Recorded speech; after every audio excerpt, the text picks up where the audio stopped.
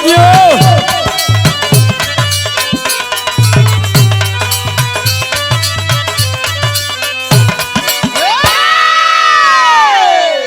एक बिरहा आपके बीच में हम गायक श्रवण कुमार यादव प्रस्तुत कर रहे हैं इंदारा मऊ के माटी से। इस बिरहा को गवाने में काफी सहयोग रहा कोपागंज के बड़े मशहूर कवि धर्मचंद कवि जी का और हमारे परम पूज्य आप गुरुजी परम आदरणीय संतोष यादव कवि जी के आशीर्वाद से प्रस्तुत कर रहे हैं।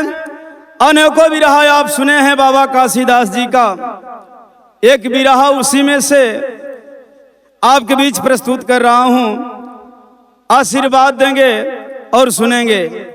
बिरहा की शुरुआत है 4 लाइन भूमिका से और यह गाना रिकॉर्डिंग हो रहा हरिओम म्यूजिक आजमगढ़ के सौजन्य से बड़े भैया अभिमन्यु यादव जी की देखरेख में। भाव है कवि का 4 लाइन भूमिका में।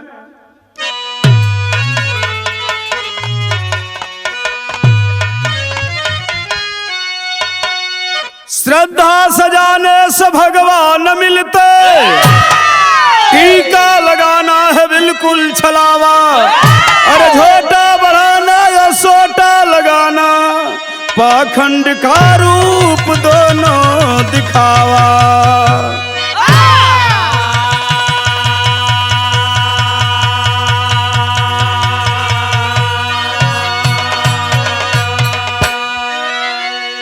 परहित जो करता बिना स्वार्थ जग में, तो नफरत का दिल में भटकता न लावा। वही कहा था प्रभु का फरिश्ता, अरे जग जीत लेने का करता जो दावा।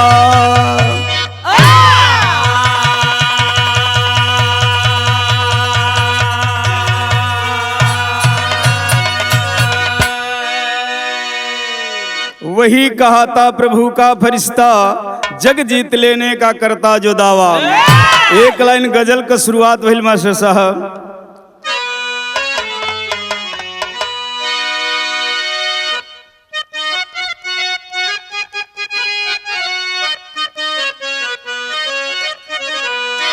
अरे बसी की और दुनिया है इसी संसार के नीचे,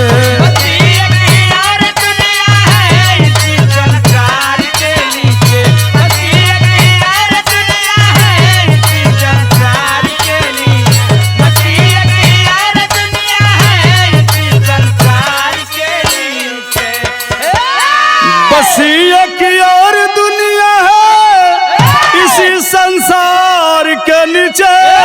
अब पड़ गया सखियों का झूला कदम के डर के नीचे।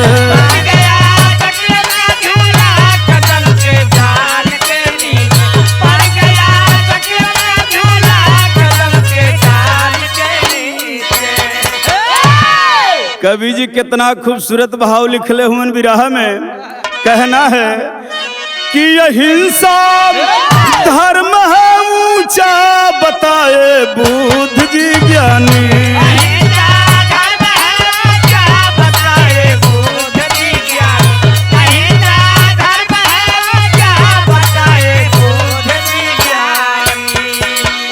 अहिंसा धर्म है ऊंचा, बताए बुद्ध जी ज्ञानी।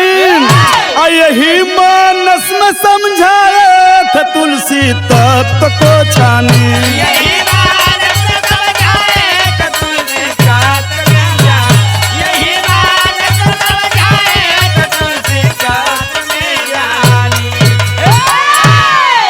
बात का शुरुआत हो गई। कवि जी भाव लिखलन शहर में मास्टर साहब।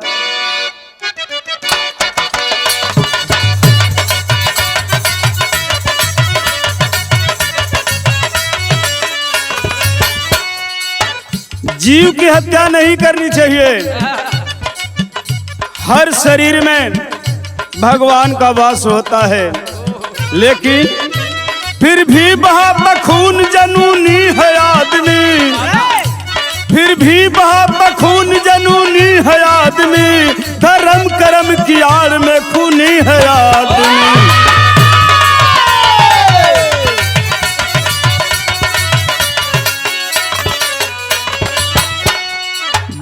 अब शुरुआत हो गई हमरे कहानी कहां से लिहल गई कह नाम बा।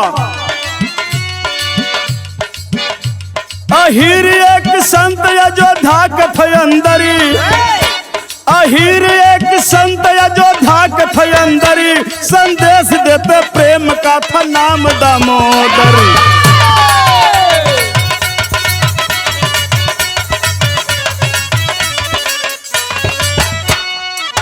अयोध्या के अंदर अहीर वंश में महापुरुष पैदा हुए जिनका नाम था दामोदर यादव।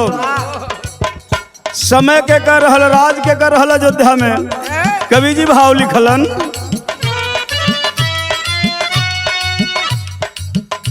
अवध के राजा यज जो गद्दी नसीन थे, अवध के राजा यज जो गद्दी नसीन थे, पूर्वज थे राजा राम के सपने हसीन थे।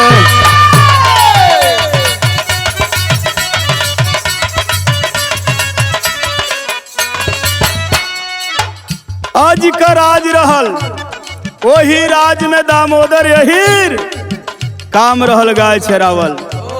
परिवार में के रहल, 7 गो बहिन रहली दामोदर यादव के, और सबसे छोटा एक भाई था।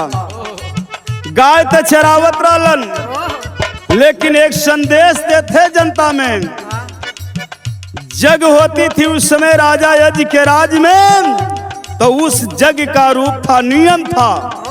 जग में एक गाय की बछिया की बलि दी जाती थी, एक शूद्र की कुंवारी कन्या को जलाया जाता था, तब उस जग की पुड़ाउती होती थी।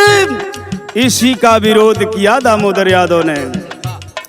जनता में घूमकर समझाना शुरू कर दिए, वह धर्म कैसा, वह पूजा कैसी, वह जग कैसी जिसमें जीव की आहुति दी जाती हो।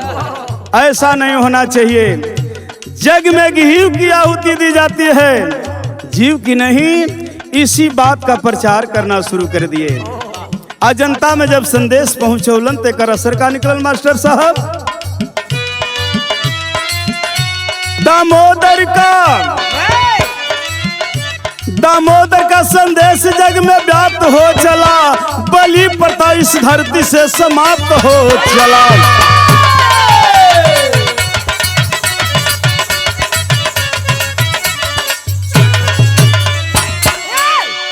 नतीजा ये निकलल कि दामोदर के बतिया के जनता समझे लगल।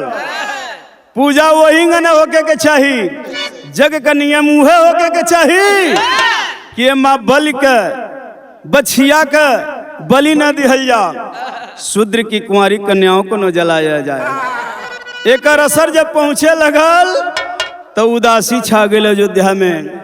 के करे पर जितना पंडित पुजारी रहलन, जितना राजा का सिपाही रहलन, सोचलन कि अरे ये तरह जनता समझे लगी तो हमहन का रोजी रोटी पर लाला छा जाई। कैलन का एक लाइन तरज बदल गई मास्टर साहब।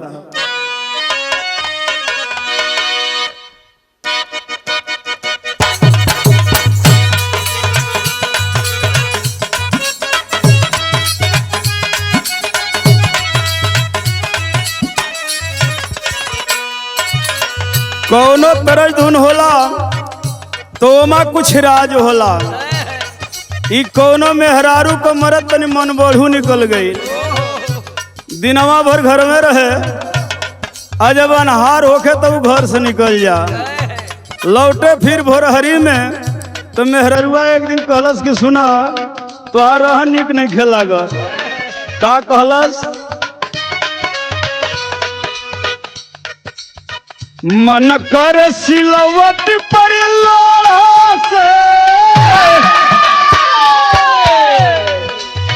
मन कर सिलवट पर लोढ़ा से, पूछ दी जवानी रजऊ।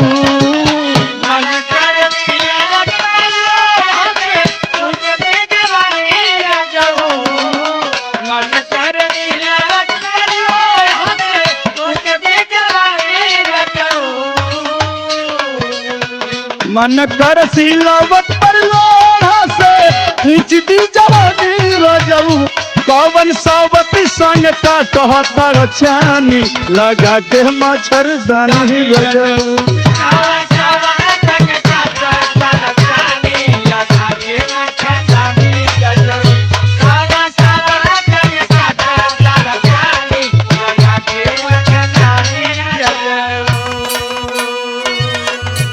जनता में सर छा गया दामोदर यादव का। तब पंडित जी लोगन का दशा का भाई कवि जी भाव लिखलन बलि बंद भइल बाटे गई के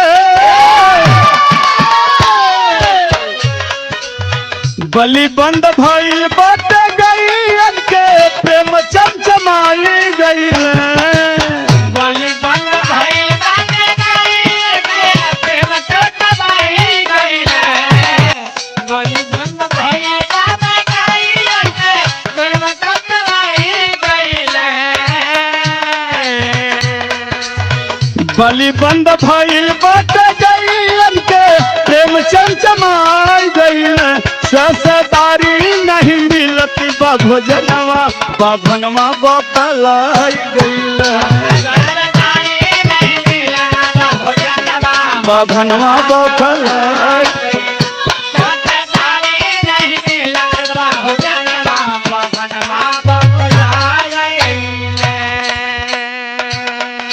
जनता बहिष्कार करने लगी इस जग का।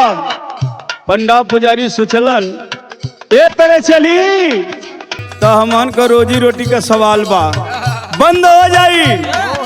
पंडा पुजारी पहुंच गए राजा आज के हन आजा के कहलन का वही समय का भइल मास्टर दामोदर के कारण भइल बनवा बारूखा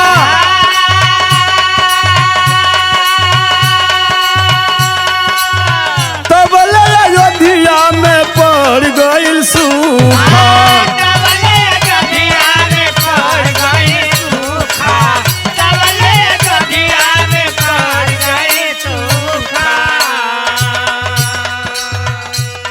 दामोदर का प्रचार तो चल ही रहा था तब तक अयोध्या में भयानक सूखा पड़ गई। पंडा पुजारी पहुंचलन मौका पा गइलन आ राजा आज के समझावे लगलन इसका कारण क्या है सूखा किस वजह से पड़ी है। दामोदर नाम का यही है हमारे जग हमारे पूजा के खिलाफ जनता में भड़का रहा है। इसी की देन है राजा कि भयानक सूखा पड़ा है। तो राजा कैलन हका दामोदर के कारण भइल मनवा बारूखा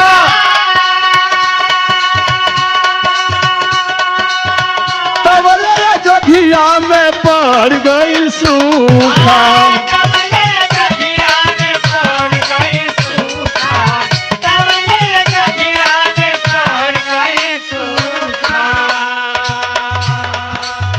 लहरा लगावे राजा जी से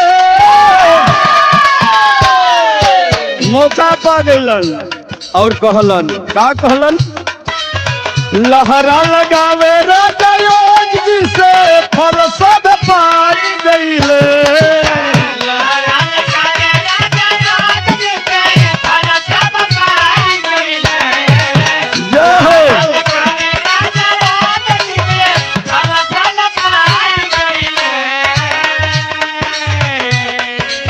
लहरा लगावे राजा जी से फल सब पाई गईल रसदारी नहीं मिलत भोजनवा बाभनवा बफल गईल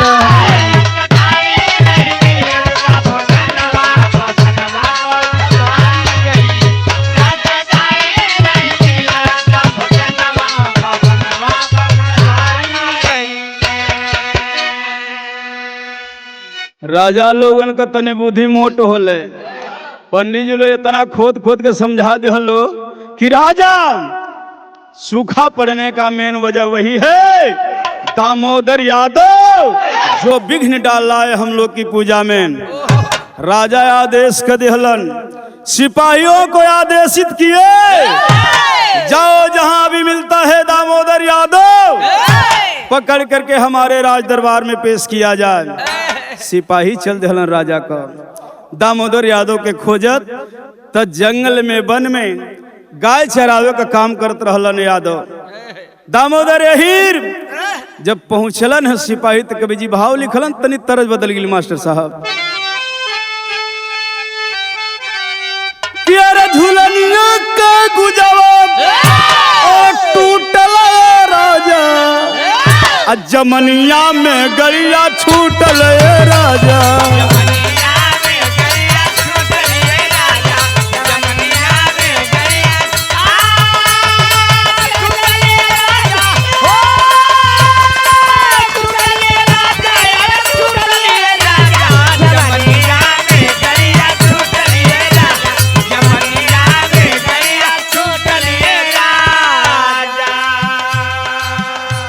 पंडा पुजारी का बात सुन के राजा विचार नहीं कैलन, आदेश कर दिए दामोदर यादव को पकड़ कर पेश किया जाए। सिपाही चल दिलन तक कवि जी भाव लिखलन, राज बन गईला और कसैया बाबू, अयहुतिया में पड़ी है गैया ये बाबू।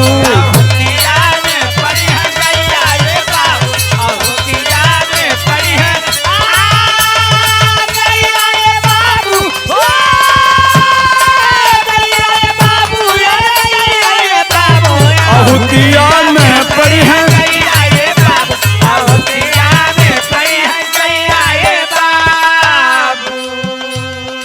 अरे उसी समय जग हो रही थी अयोध्या में, एगो गाय की बछिया का भी जरूरत बा और एक शूद्र की कुंवारी कन्या की भी जरूरत है। तब तक दूत पहुंच गए जहां दामोदर यादव का ढेर गाय रहली। अब पहुंचलन तक कैलन हका कवि जी भाव लिखलन, अरे दामोदर की लेहड़ में दूत सब जाके,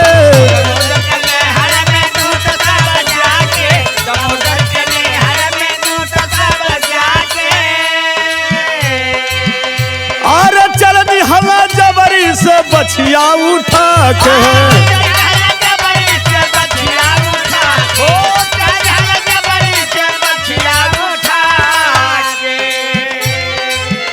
अरे खुश भइला सगरी, अरे खुश भइला सगरी कसैया ये बाबू, यहुतिया में पड़ी है गैया ये बाबू।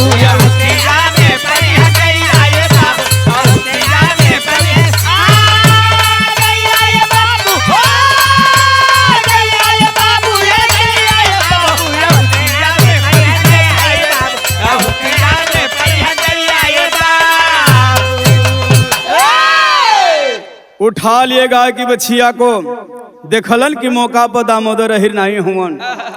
ये तो 7 बहनें हैं उनकी, एक छोटा भाई था।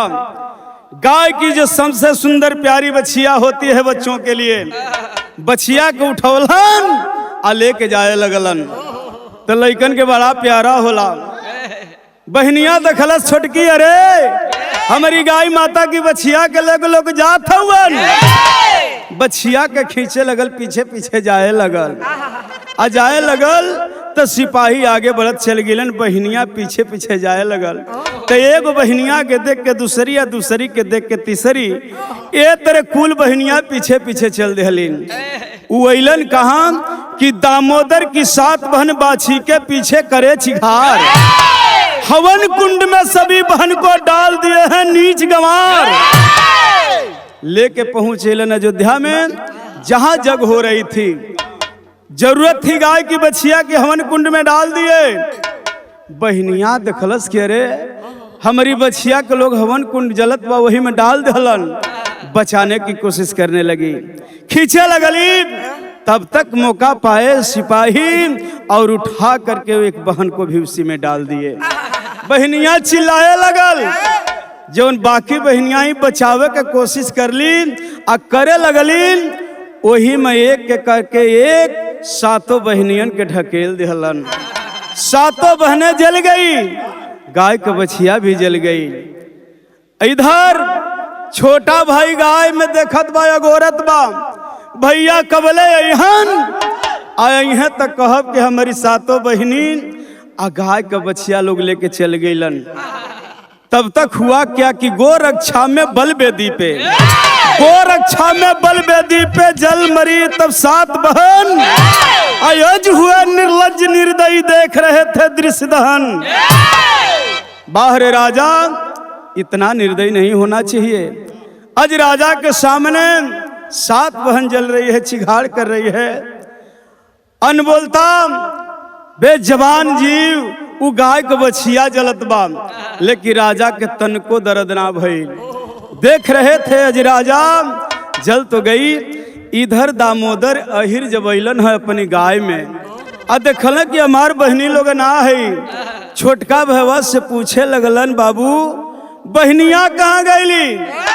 रोने लगा भाई और बताने लगा। तरज बदल जी मास्टर साहब।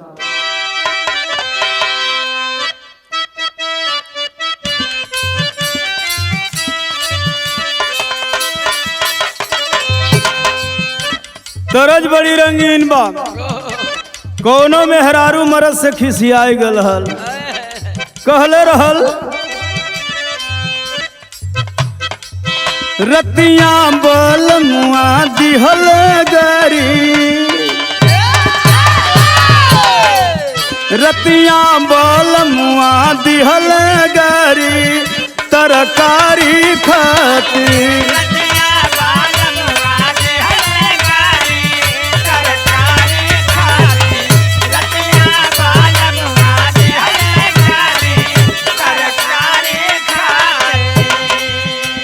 मेहरारू लोग पूछली कहो इतने पर कोहना गइलू? कहलस क्या गवा का कैले हुवन? गारी त गारी दिहुए दुई झापड़ मारी दिहुए।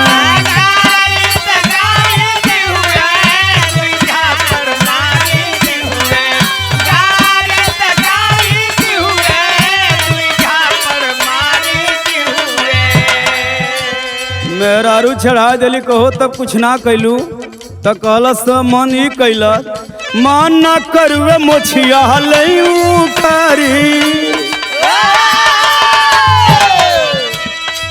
मन न करुए मोछिया लयू खारी तरकारी खाती।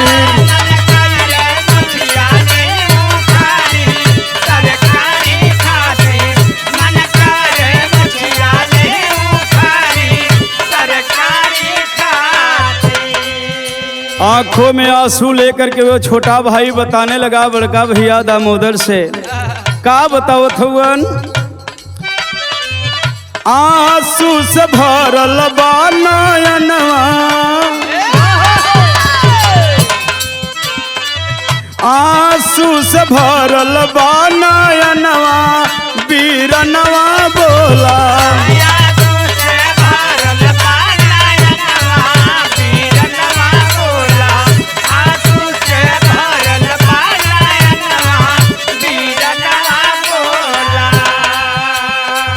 बताने लगा छोटा भाई बड़का भैया से, कहाँ गइल बछिया, कहाँ गइली बहनी लोगन? बतावत हवन, बछिया के लेके जबरी गइल अभिमानिया हो,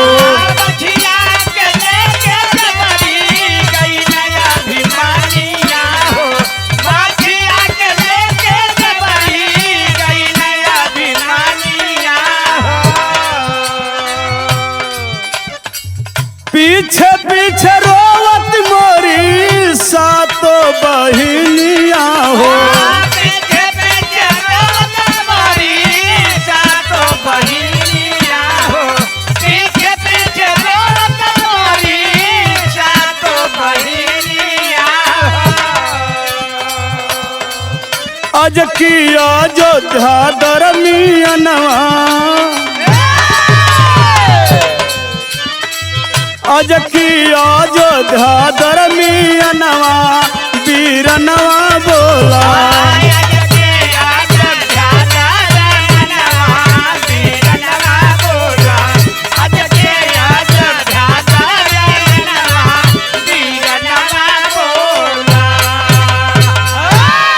इतना सुनने की देर थी, दामोदर यादव पगड़ी बहलन लाठी रखलन। कान्ही पर चल दहलन। अयोध्या गइलन, तब तक देखने को क्या मिला, जहां जग हो रही थी हवन कुंड में उठा के बछिया के लोग जला दिले हुवन, सातों बहनियन के जला दिले हुवन। लाश देखलन दामोदर भैया, बहनी के तो खून खौल गई।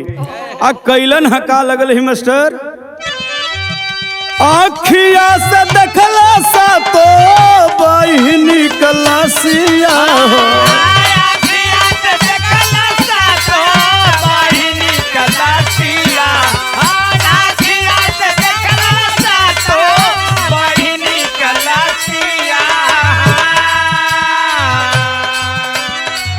फाटी गई छाती दूनो बारिशत बयाखिया हो।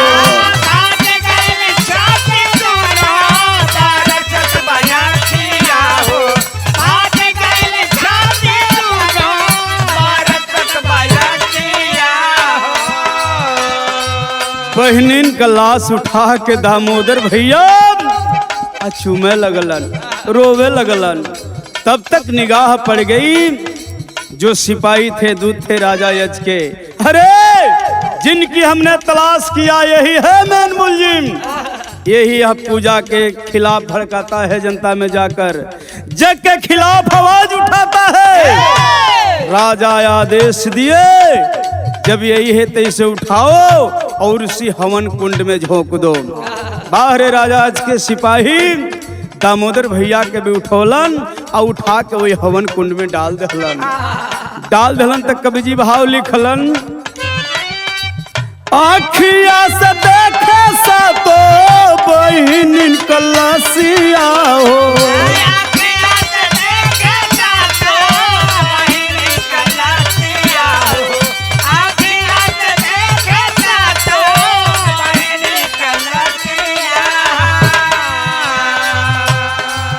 फाट गई छाती दूनो बरसत बयाखिया हो।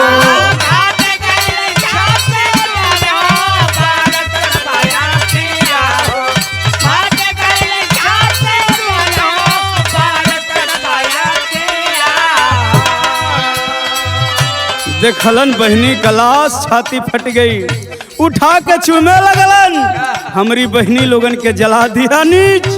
तब तक निगाह पड़ गई उन सिपाहियों की, अरे राजम यही है वो दामोदर यादव जो हमारे जग के खिलाफ लोगों में भड़काता है। राजा आदेश दिया और सिपाही पकड़ लिए दामोदर यादव को। अब पकड़ने की बात कैलन हका भैया, टूट पड़ल पापी बेईमानवा, टूट पड़ल पापी बेईमानवा, वीरनवा बोला।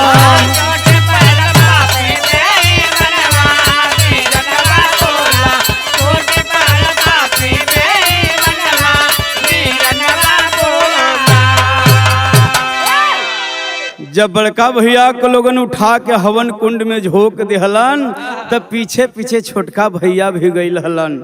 छोटका भाई देखा रे हमारी बहनी लोगन के तो जला दिहलन, हमारी भैया के भी उठा के हवन कुंड में डाल दिहलन। लड़का था, बच्चा था, डर गया। और जब डर गया तो वहां से भाग चला। भाग कर गया कहाँ छोटा भाई, कवि जी भाव लिखलन विदेशिया में, और मुसहर की घर जदी गोह जो कहाँ के जई हैं,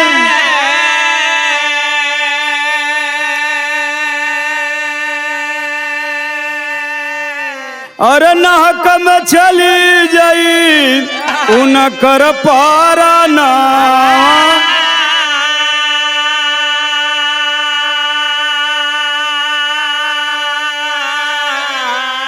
वही तरह दुष्टन की जग में दामोदर गईले,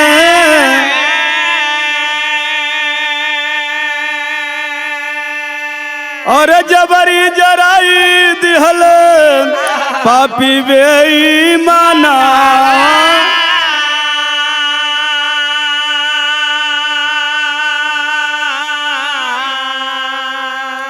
जब बड़का भैया के लोग उठा के हवन कुंड में डाल दिहलन, छोटा भाई देख रहा था यार लेकर हमारी भैया के भी लोग जला दिलन।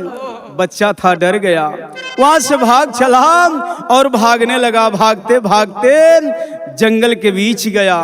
आ जंगल के बीच गया तो एगो कुटिया मिलल। कवि जी भाव लिखलन, अरे देखल तमाशा सब छोटा का बिरनावा हो,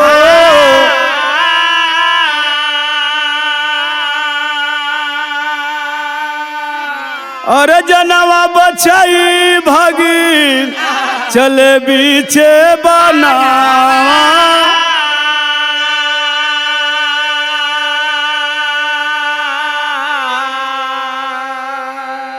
वह बाबा वाल्मीकि की कुटिया थी। जाकर कुटिया पर बच्चा गिर गया। जाकर कुटिया पर वह लड़का गिर गया तो कवि जी भाव लिखलन कि धन्य हो विधाता नाता तोहरा से जुटी गई ले,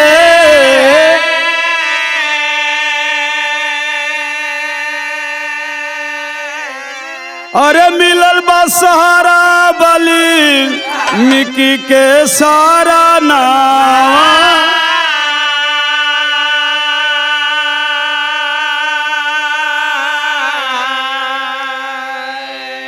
बाबा वाल्मीकि जी उस बच्चे से पूछने लगे, बेटा कहां से आ रहा है, क्या नाम है, क्यों इतना परेशान है बेटा।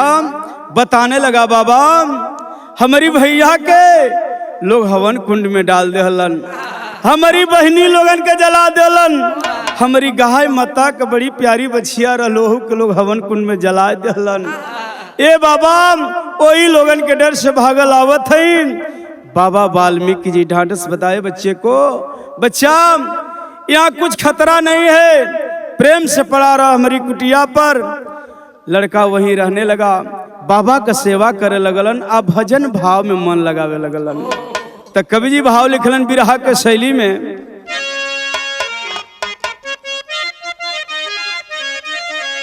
अरे राम तपस्या से खुदाई हिल गई, अरे तपस्या से खुदाई हिल गई, गईले जगत नियंता के सन्यासी पाई, गईले जगत नियंता के सन्यासी पाई। मन रमा उस बच्चे का और भजन भाव करने लगा। इतनी घोर तपस्या किया, कुछ दिन के बाद वह पारंगत हो गया। बाबा वाल्मीकि जी कहे, बेटा अब क्या करना चाहता है, हमने तुम्हें सारी विद्या दे दिया, बाबा मैं चलूंगा चलूंगा समाज में घूमूंगा, और घूमने के बाद हमार भैया जो आवाज उठौले रहलन, जीव को हत्या ना करे के चाहिए, जग में जीव की आहुति नहीं देनी चाहिए। इसी बात का हम प्रचार करेंगे और इसी से लोगों को मुक्त कराएंगे। बाबा का चरण आशीर्वाद लिया बच्चा और चल दिया। कवि जी भाव पहपट में लिखलन,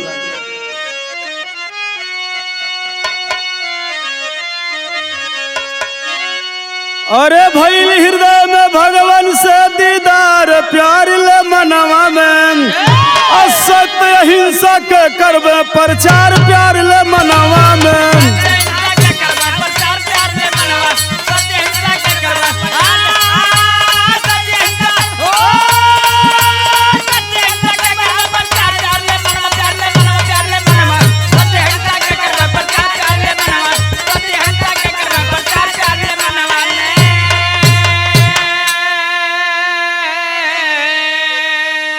घूमे लगलन संत की भेष में, बाबा बन के लोगन के समझावे लगलन, ए भैया धर्म यह कहेला कि जीव की हत्या नहीं करनी चाहिए, परमार्थ करना चाहिए, उपकार करना चाहिए, और यहाँ तो जग में जीव की आहुति दी जाती है।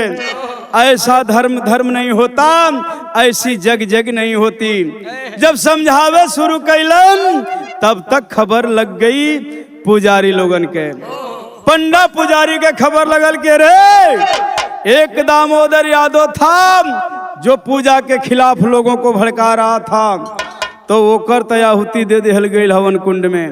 ये फिर कौन आ गया, दूत गए राजा के और पकड़ कर लाए राजा के सामने।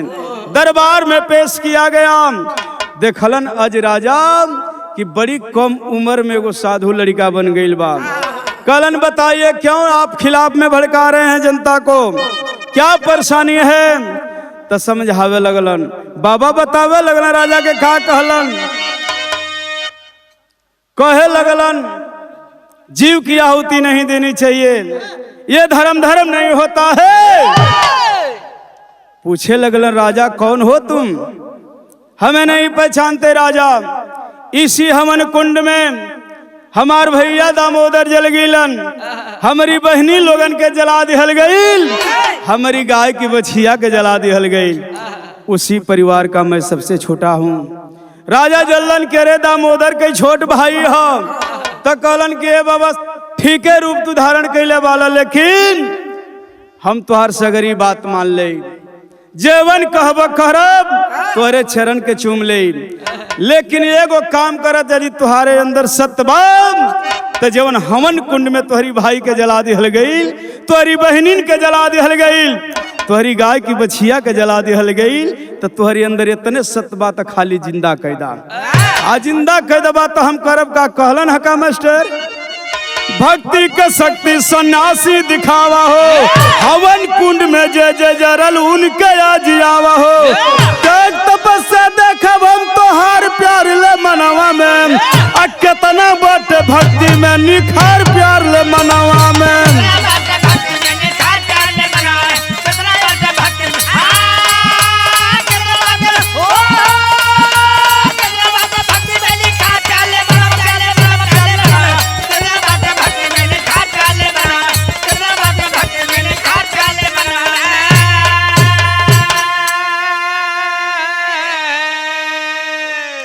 यही हमारी शर्त है, जिंदा कर दीजिए हवन कुंड से अपने भाई अपनी बहन को और अपनी गाय की बछिया को। आपके चरण में मैं गिर जाऊंगा और आप जो कहेंगे वही बात मान लूंगा। बाबा के सामने चुनौती खड़ी हो गई। तब बाबा कैलन का आल्हा में भाव लगी मास्टर साहब।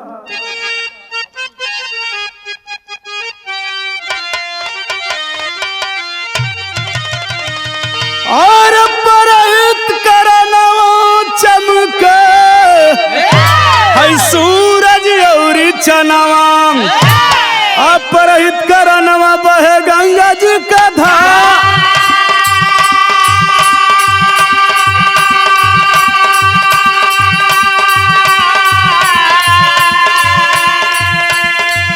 अरे परहित करनवा बहे गंगा जी का धारा।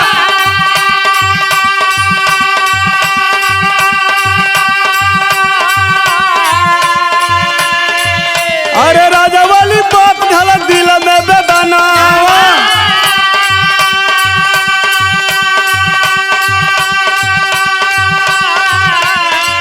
अरे यही ले तपस्या तहिया काशी के माझा।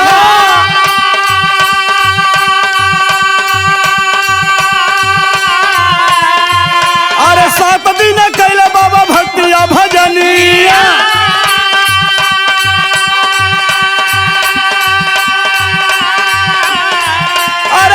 महारनिया धलिया के ऊपर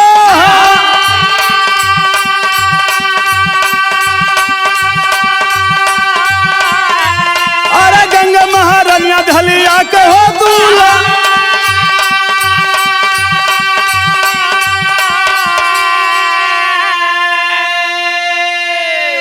बाबा चल दिया अयोध्या से और आ गए काशी जी में। जाके गंगा के तट पर बाबा ध्यान मग्न हो गए। 7 दिन 7 रात बाबा घोर तपस्या कैलन। आज जब घोर तपस्या कैलन तो गंगा मैया प्रकट हो गई। अब प्रकट हो गए के कहलिन कि खोलो बेटा यहाँ क्या चाहिए मांग ले।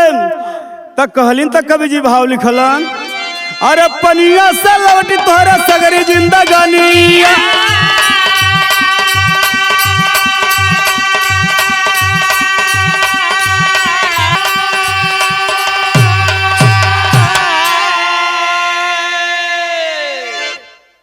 बाबा 7 दिन घोर तप करने के बाद गंगा मैया प्रकट होली। बेटा क्या चाहते हो? हाथ जोड़ के बाबा प्रणाम कलन। मैया हमारी बहनी के हमारी भैया लोगन को वही हवन कुंड में जला दिले हुआ। राजा यज चुनौती दे डाले हैं, यदि हमारे अंदर सत्य बात हम अपनी भाई बहनी लोगन के जिंदा करब तो राजा हमारे बात के मान ली हैं। यदि नाम जिंदा कहली तो राजा उसी हवन कुंड में हमें भी झोंक देगा। गंगा मैया उठा के एक अजूरी जल दिली, बेटा इस जल को लेकर जाओ और ले जा करके उसी हवन कुंड में छोड़ देना। बाबा उहे गंगा जल लेके चलन है, अयोध्या में अलन है, आके कैलन का बिरहा का खड़ी लगी।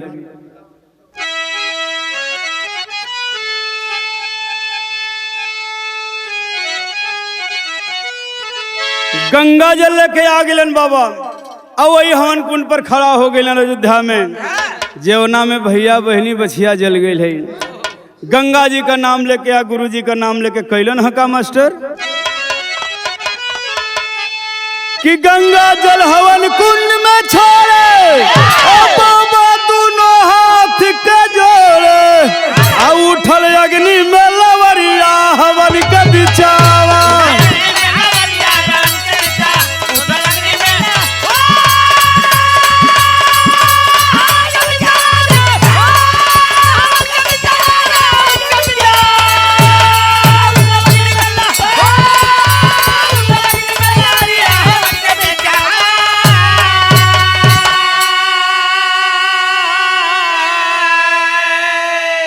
गंगा गुरु का नाम लेके कूद हवन में गईले, बछिया बंधु बहन के साथ जिंदा बाहर आइले, धैले कान्ही पर लौरिया हवन के बिचारा।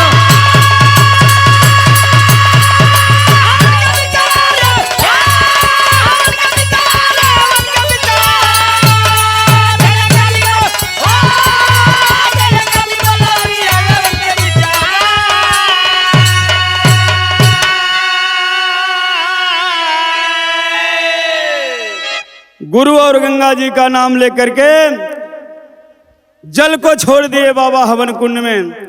जो वर्षों की आग बुझी थी उस हवन कुंड में जब जल पड़ा तो आग में लवर उठ गई। लवर उठ गई तो फिर गुरु गंगा का नाम लेके बाबा वही हवन कुंड में कूद गईलन। कूदने के बाद लोग समझे राजा यज के सिपाही, राजा यज के दरबारी, अब बाबा इसी में जल जाएगा।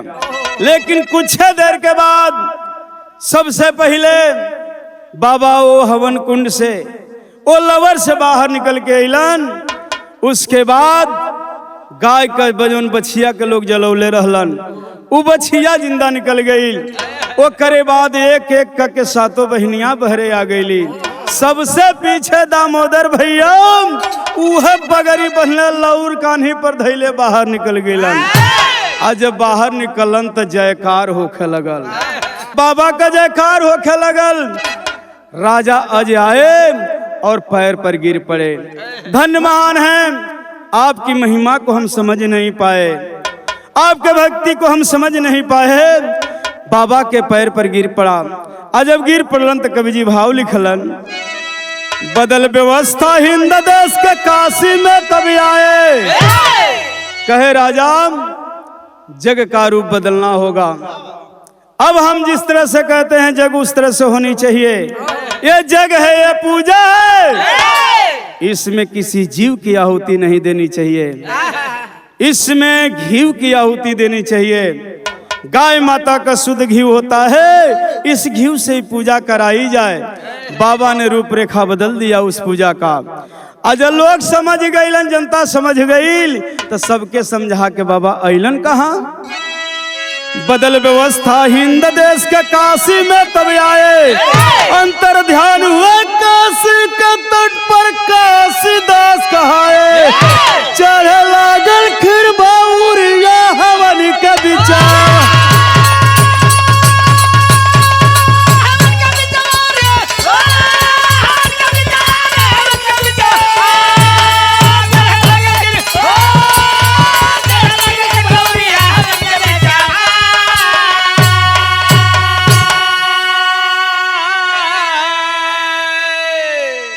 बता दिए पूजा कराना है तो पहले जग गांव में होती थी। बाबा कहलन ये जग है, गांव से इसे दूर रखा जाए। गांव से दूर होगी, जग में कुंवार बछिया की गोबर का लेपन होके के चाहिए, गाय माता की घी का आहुति देवे के चाहिए, और प्रसाद के रूप में जो मांस वितरण होता था ये नहीं होना चाहिए।